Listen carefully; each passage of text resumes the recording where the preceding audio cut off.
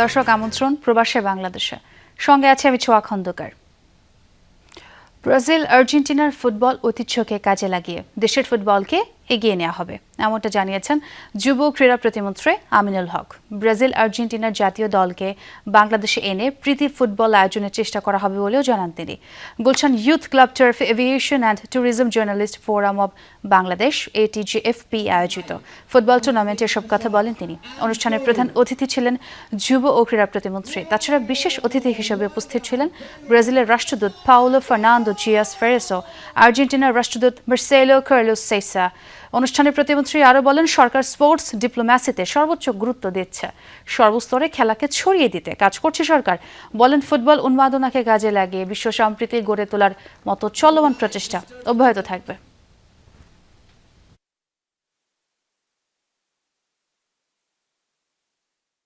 Brazil এবং আর্জেন্টিনার ফুটবলের যে স্ট্রাকচার রয়েছে, তাদের যে অবকাঠামো রয়েছে, তাদের যে পরিকল্পনা রয়েছে, তাদের সাথে কথা বলে আমাদের ফুটবল ফেডারেশনের যারা দায়িত্বশীল জায়গায় রয়েছেন তাদের সাথে কথা বলে তাদের সহযোগিতা বা তাদের যে পরিকল্পনাগুলো আমরা আমাদের দেশে ইউটিলাইজ করে আমরা আমাদের ফুটবলকে একদম তৃণমূল পর্যায় থেকে আমরা ডেভেলপ করতে পারি কিনা।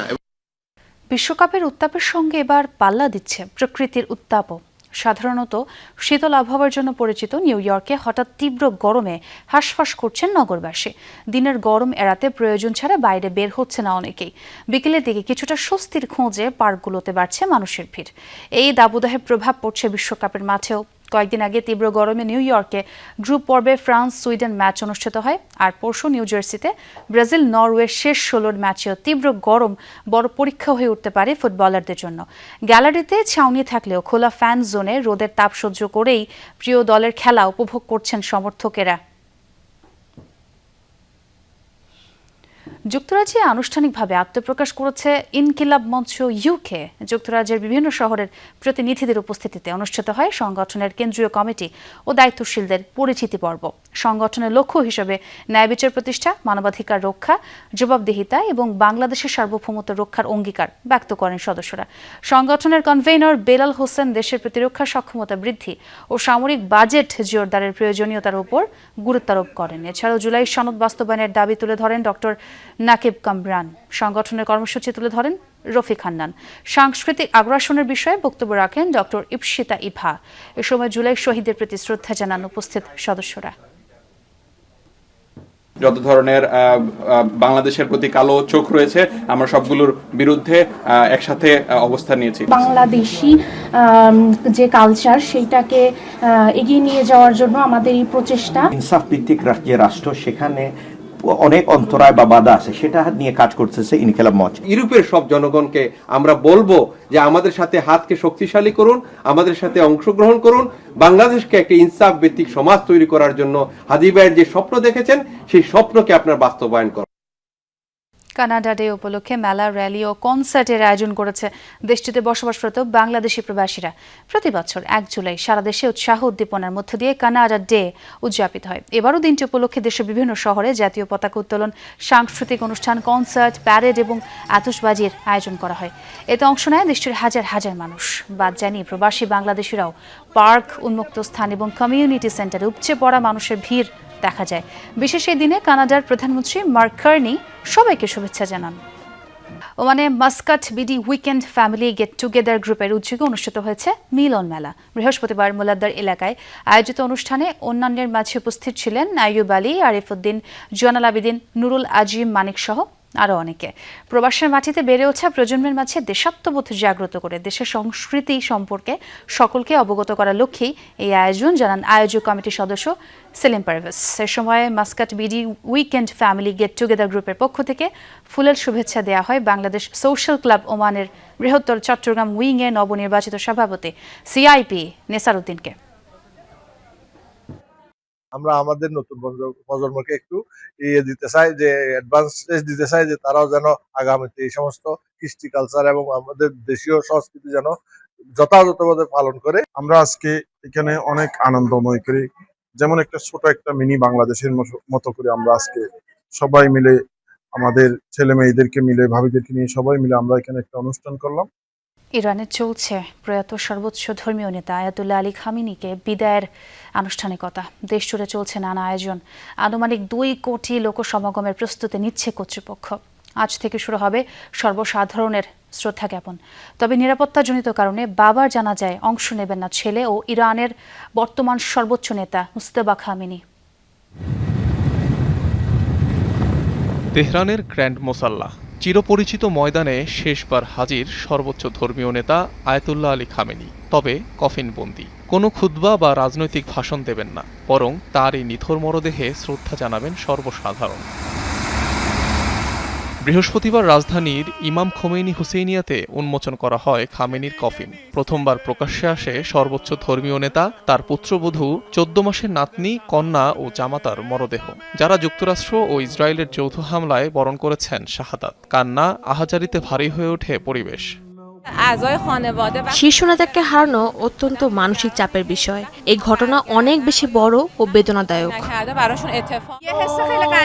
খুব খারাপ লাগছে। মহান নেতাকে শেষ বিদায় জানাতে যাচ্ছি। আমিও যুদ্ধে বাবাকে হারিয়েছি। মনটা ভারাক্রান্ত, অদ্ভুত অস্বস্তি কাজ করছে। কি করব বুঝতে পারছি না। নিহতদের প্রতি সম্মান জানান বিভিন্ন দেশ ও ধর্মের প্রতিনিধিরা। উপস্থিত ছিলেন ভারত, পাকিস্তান, ইন্দোনেশিয়া সহ 30 দেশের কয়েকটি দল। শনিবার তেহরানের গ্র্যান্ড মোসাল্লা সর্বসাধারণের শ্রদ্ধা নিবেদনের জন্য উন্মুক্ত করা হবে। সপ্তাহব্যাপী চলবে আনুষ্ঠানিকতা। 6 জুলাই তেহরানের প্রথম দফা জানাজার পর খামেনি সহ অন্যদের মরদেহ নেওয়া হবে পবিত্র কোম শহরে। সেখানে আরেক দফা জানাজার পর 8 জুলাই ইরাকে নেওয়া হবে মরদেহ। নাজাফ ও কারবালায় আরও 2 ধাপে হওয়ার কথা জানাজা। 9 জুলাই মাশহাদ শহরে ইমাম রেজার মাজারে সমাহিত করা হবে আয়াতুল্লাহ খামেনিকে। আনুমানিক 2 কোটি লোক সমাগম হতে পারে আয়াতুল্লাহ খামেনির জানাজায়। ধারণা, যা হবে ইরানের ইতিহাসে সর্ববৃহৎ। অনিক রহমান, যমুনা নিউজ। ইরানের সর্বোচ্চ ধর্মীয় নেতা আয়াতুল্লাহ আলী খামেনিকে শেষ বিদায় জানাতে তেহরানে ঢল নেমেছে বিদেশি প্রতিনিধিদের। বিভিন্ন দেশের প্রেসিডেন্ট, প্রধানমন্ত্রী ছাড়াও প্রয়াত খামেনিকে শ্রদ্ধা জানাচ্ছেন রাজনৈতিক ও ধর্মীয় নেতারা। এরই মধ্যে শেষ শ্রদ্ধা জানাচ্ছেন পাকিস্তানের প্রধানমন্ত্রী ও সেনাপ্রধান। তেহরান গিয়েছেন কাতার, তুরস্ক, ভারতের প্রতিনিধি দল।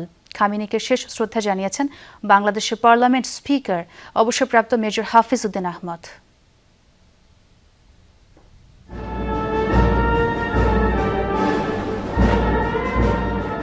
মার্কিন ইসরায়েলি হামলায় নিহত হওয়ার 4 মাস পর শুরু ইরানের সর্বোচ্চ নেতা আয়াতুল্লাহ আলী খামেনির বিদায় আনুষ্ঠানিকতা।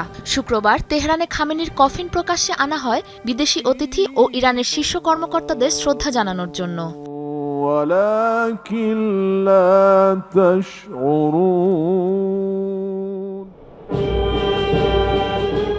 ইরানের গ্র্যান্ড মোসাল্লাহ মসজিদে আলী খামেনিকে শেষ শ্রদ্ধা জানান বাংলাদেশের পার্লামেন্ট স্পিকার, অবসরপ্রাপ্ত মেজর হাফিজ উদ্দিন আহমদ।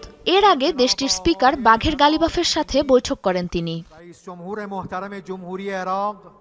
ইরানের সর্বোচ্চ নেতাকে শ্রদ্ধা জানান পাকিস্তানের প্রধানমন্ত্রী শেহবাজ শরীফ।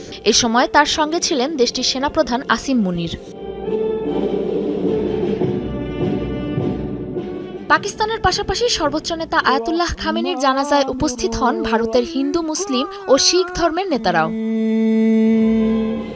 বিদেশি প্রতিনিধি দলের তালিকায় ওমান এবং কাতারের নাম থাকলেও ছিল না সৌদি আরবের নাম। তা সত্ত্বেও অপ্রত্যাশিতভাবে প্রয়াত সর্বোচ্চ নেতাকে শ্রদ্ধা জানাতে উপস্থিত হন সৌদি আরবের উপরাষ্ট্রপতি। খামেনিকে শ্রদ্ধা জানান ইরাকের প্রেসিডেন্ট, প্রধানমন্ত্রী ও স্পিকার। এছাড়াও দেশটির রাজনৈতিক নেতারাও অংশ নেন ইরানের সর্বোচ্চ নেতার শেষ বিদায়ের আনুষ্ঠানিকতায়। আর্মেনিয়ার প্রধানমন্ত্রী, জর্জিয়া ও তাজিকিস্তানের প্রেসিডেন্টও যোগ দিয়েছেন এই আনুষ্ঠানিকতায়। আজারবাইজান, উজবেকিস্তান, বেলারুশের পার্লামেন্ট স্পিকার, কাতারের সুরা কাউন্সিল স্পিকারও শ্রদ্ধা জানান প্রয়াত খামেনিকে। তুরস্কের ভাইস প্রেসিডেন্ট, কাজাখস্তান, নিকারাগুয়ার পররাষ্ট্রমন্ত্রী, ওমান, আফগানিস্তান ও ভারতের প্রতিনিধি দলও বর্তমানে অবস্থান করছেন তেহরানে। হিজবুল্লাহর শীর্ষ নেতারাও অংশ নেন শেষ বিদায়ের আনুষ্ঠানিকতায়। ছিলেন ফিলিস্তিনের প্রতিনিধি দলও। রাশিয়ার মুসলিম সম্প্রদায়ের প্রতিনিধিরা সম্মান জানিয়েছেন খামেনিকে। এছাড়াও বিশ্বের বিভিন্ন প্রান্ত থেকে ধর্মীয় ও রাজনৈতিক নেতারাও হাজির হয়েছেন তেহরানে। এদিন ইরানের প্রেসিডেন্ট, পররাষ্ট্রমন্ত্রী, আইআরজিসি ও সেনাবাহিনীর শীর্ষ কমান্ডার সহ দেশটির উচ্চপদস্থ কর্মকর্তারাও তাদের প্রিয় আয়াতুল্লাহ খামেনিকে শেষ শ্রদ্ধা জানিয়েছেন। সাবরিনা নুসরাত, যমুনা নিউজ। চেক রিপাবলিক ও স্লোভাকিয়া সফর শেষে সেনাপ্রধান জেনারেল ওয়াকারুজ্জামান দেশে ফিরেছেন। শুক্রবার এক সংবাদ বিজ্ঞপ্তিতে এই তথ্যটি জানিয়েছে আন্তঃবাহিনী জনসংযোগ পরিদপ্তর আইএসপিআর। আরও জানানো হয়, সফরকালে দ্বিপাক্ষিক প্রতিরক্ষা সম্পর্ক সহযোগিতা জোরদারের লক্ষ্যে উভয় দেশের প্রতিরক্ষা ও সামরিক খাতের শীর্ষ ব্যক্তিদের সাথে মত বিনিময় করেছেন সেনাপ্রধান। এছাড়া বিভিন্ন সামরিক প্রতিষ্ঠান এবং প্রতিরক্ষা শিল্প স্থাপনাও প্রদর্শন করেন তিনি। সেনাপ্রধান গত রোববার সরকারি সফরে চেক রিপাবলিক ও স্লোভাকিয়া গমন করেন। মিয়ানমারের রাখাইন রাজ্য থেকে গোলাগুলি ও বিস্ফোরণের শব্দ শোনা না গেলেও কক্সবাজারের টেকনাফ সীমান্তে থমথমে পরিস্থিতি। স্থানীয়রা জানান, গতকাল বিকেল থেকে বিস্ফোরণের শব্দ শোনা যাচ্ছে না। বিজিবি জানায়, পরিস্থিতি নিয়ন্ত্রণে সতর্ক অবস্থানে তারা জোরদার করা হয়েছে টহল, ড্রোন সহ বিভিন্ন প্রযুক্তির মাধ্যমে নজরদারি করা হচ্ছে। রোহিঙ্গা অনুপ্রবেশ রোধে সর্বোচ্চ সতর্ক থাকার কথা জানিয়েছেন বিজিবির রামু সেক্টর কমান্ডার। বুধবার সকাল থেকে রাত পর্যন্ত টেকনাফ সীমান্তের ওপারে থেমে থেমে গোলা ও মর্টার বিস্ফোরণের শব্দে কেঁপে ওঠে সীমান্ত। এতে জাদিমোড়া থেকে শাহপুরের দ্বীপ পর্যন্ত বাসিন্দাদের মধ্যে ছড়ায় আতঙ্ক। জাতীয় দলের জার্সিতে সাফল্যের পর এবার কোচের ভূমিকায় দেখা যাবে ক্রিকেটার মাহমুদুল্লাহ রিয়াদকে। বাংলাদেশ এ দলের ব্যাটিং কোচ হিসেবে শুরু হচ্ছে তার কোচিং ক্যারিয়ার। আগস্টে অস্ট্রেলিয়া অনুষ্ঠিত টপ অ্যান্ড টি20 টুর্নামেন্টে দলের সঙ্গে থাকবেন তিনি। এর আগে বাংলাদেশ অনূর্ধ্ব 19 দলের মেন্টর হিসেবে দায়িত্ব পালন করা এই ব্যাটার প্রথমবারের মতো আনুষ্ঠানিক কোচিংয়ে নামছেন। মাঠে ব্যাট হাতে সাফল্যের পর এবার ডাগ আউটেও তার অভিজ্ঞতা বাংলাদেশ ক্রিকেটে নতুন মাত্রা যোগ করার অপেক্ষায়। দর্শক, এ ছিল প্রবাসী বাংলাদেশে এতক্ষণ যারা সঙ্গে ছিলেন সবাইকে ধন্যবাদ।